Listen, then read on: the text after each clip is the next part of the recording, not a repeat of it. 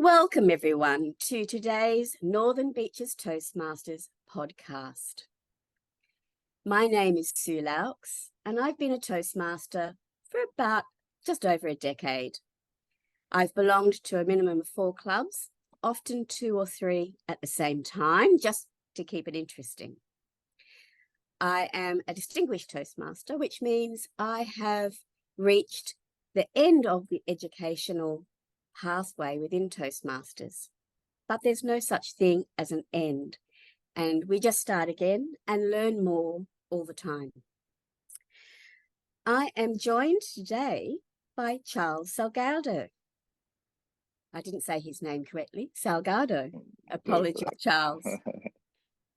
Charles has been in Australia about 13 years. He runs his own business in marketing and decided to come and join Toastmasters. So thank you, Charles, for taking the time to join us today. And this podcast has really come about because of the 20th anniversary of Northern Beaches Toastmasters. So Charles, thank you for joining us. Thank you. Thanks for having me. Can you tell me what brought you and when did it bring you to Toastmasters? Thank you, Sue. Thanks for having me here. It's a pleasure to talk a little bit and let people know about what we do on Toastmasters as well. My reasons for joining Toastmasters. As I said, I've been in Australia for 13 years and I'm running my own business in marketing. And as you can clearly see, English is not my first language. So I was always looking for things that I could do to improve not only my English, but also my communication skills. Being a business owner, so I do need to communicate to people the value of my business and explain many things, and that was always something that was a challenge for me. And I joined Toastmasters, I think it was 3 or 4 years ago, something like that, just like looking for improving my communication and feel more comfortable in public scenarios. And I think that was definitely a game changer for me. How much I learned and how much I grow with Toastmasters, not only with the great people that we have around our club and the great insights, but also the format of Toastmasters in itself, how it works, the presentations that you have to prepare, the feedbacks that you receive, and how the environment, it's so it helps you to improve more and more and more, and as you said, there is never an end for learning in Toastmasters, so you're always improving and always getting better at something. Fantastic. I noticed in your response there, Charles, that you mentioned about feedback, and I know a lot of people get concerned about it in a workplace. We think of those horrible KPI meetings you have at the end of the year, and however you go in there, whether you get a wage rise or not. So how do we get feedback in Toastmasters? Great question. Exactly, like feedback, usually people take as a criticism, right? Just like, nah, you didn't do well. No, that's absolutely nothing to do with that. It's quite the opposite.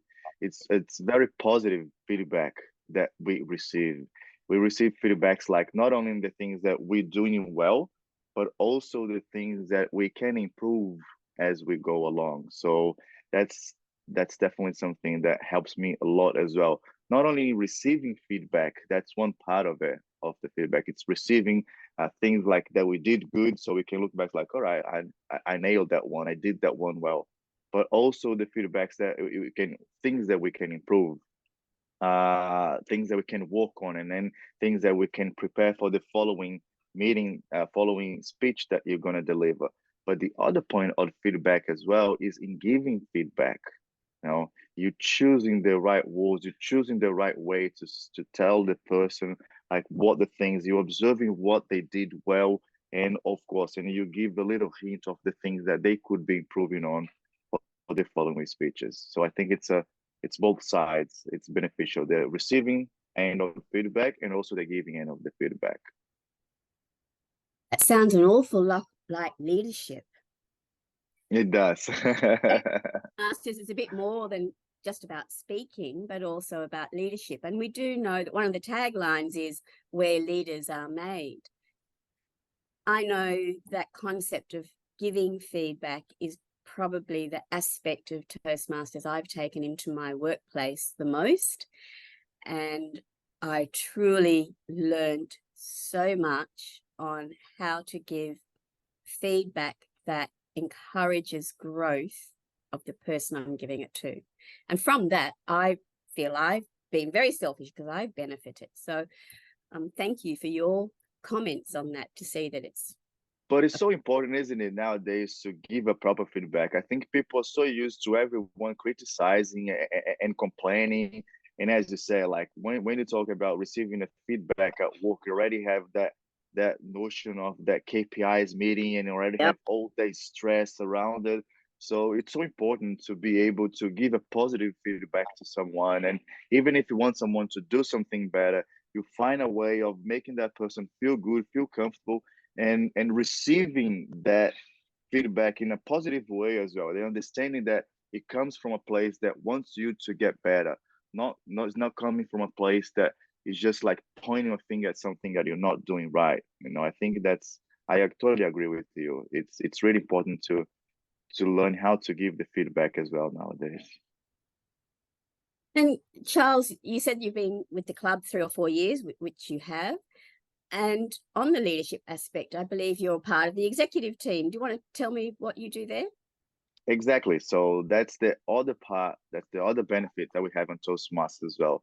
Not only the meetings and the courses that we have within feedback, the pathways that we call, and all the beneficial that we have from the meetings, but also the executive part of it, where you get more involved with the club and the things that happens behind the scene. And when you just come as a guest, or even as we join as a member, you don't actually have the real picture of what happens behind the curtains to make all the meetings, to make all these things come together. And I think I was very, very fortunate to be part of such a well organized and such a good club, that once I became part of the executive team, it was just like amazing people doing so much work to make this happen.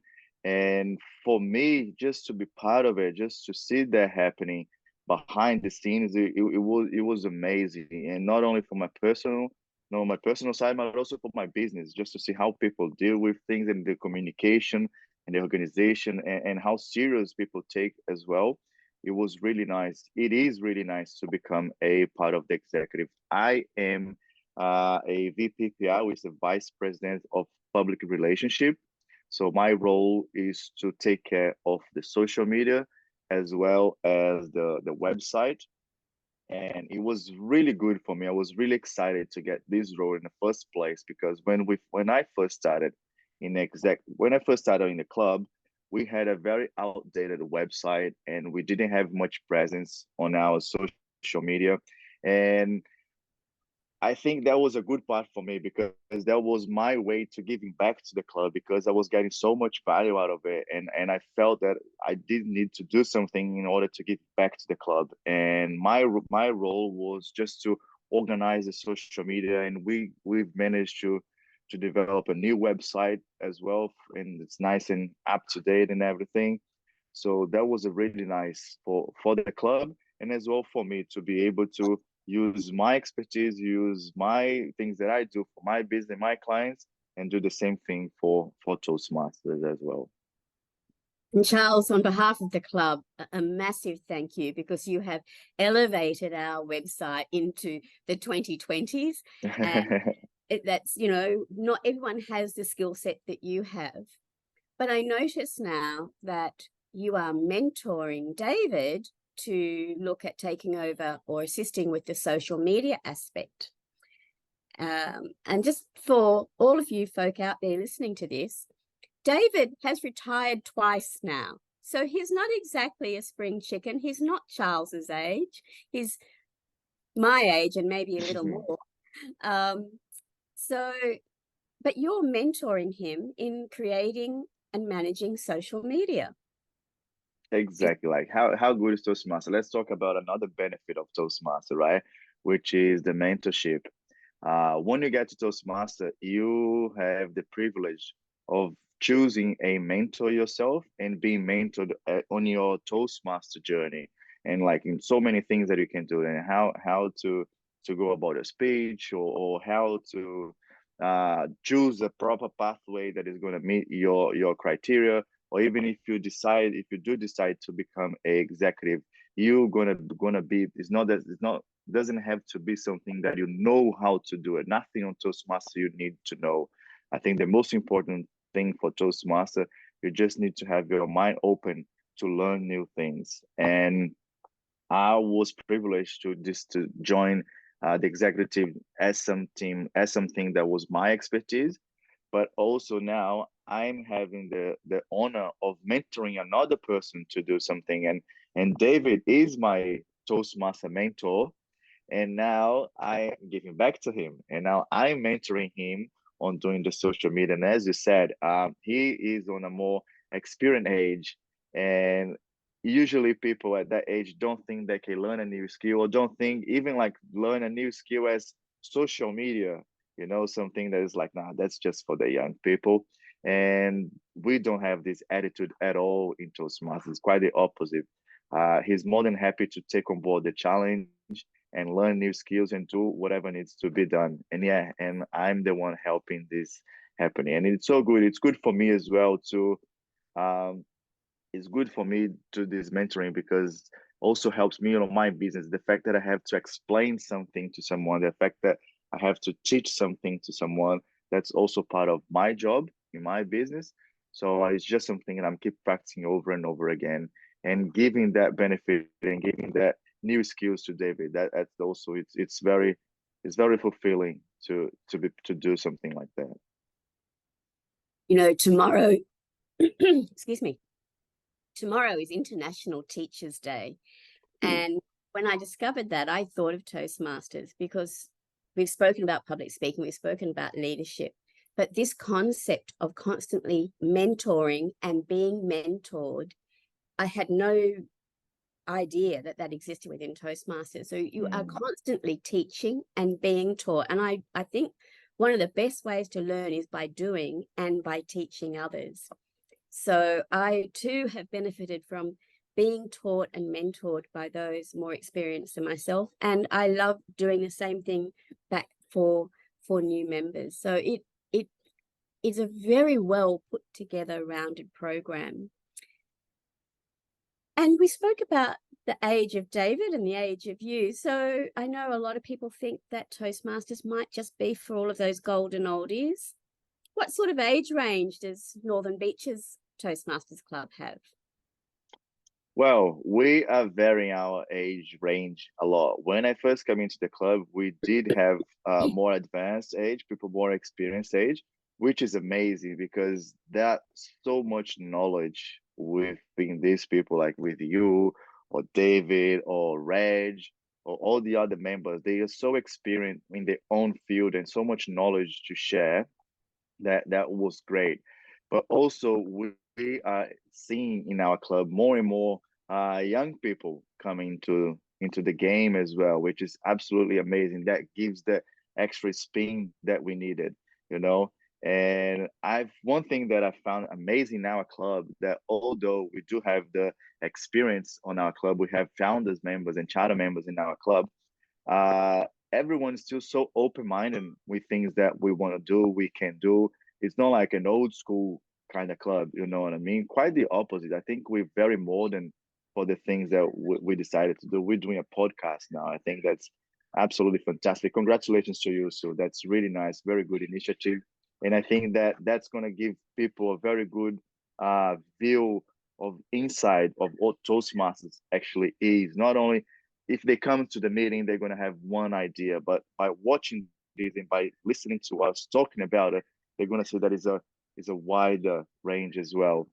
And we have our president now, Thomas. I think he's like early 30s or something. I'm 38, and I think he's younger than me, and the other two girls as well, they joined. So we do have like younger people coming to the scene, which is absolutely fantastic. I think Jacobina is coming to there because she wants to improve her public speaking for presentations in uni and the jobs that she wants to try for.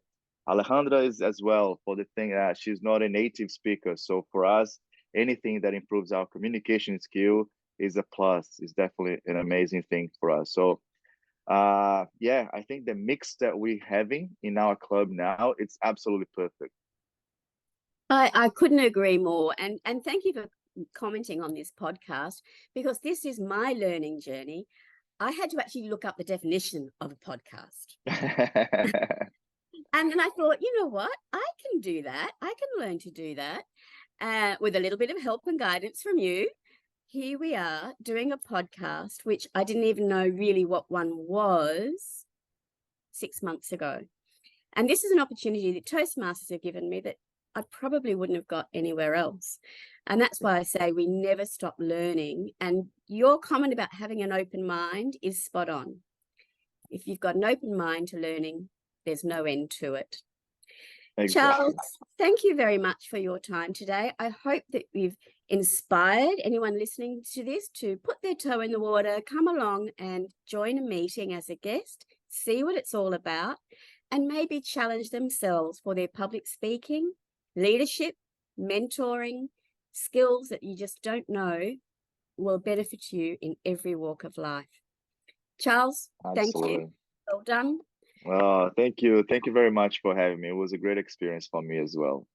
I hope to see everyone at our 20th anniversary meeting on the 24th of October. Look at our website. You'll find the details. Thanks, Absolutely. Charles. Thanks, Sue. Bye-bye. Ciao, ciao.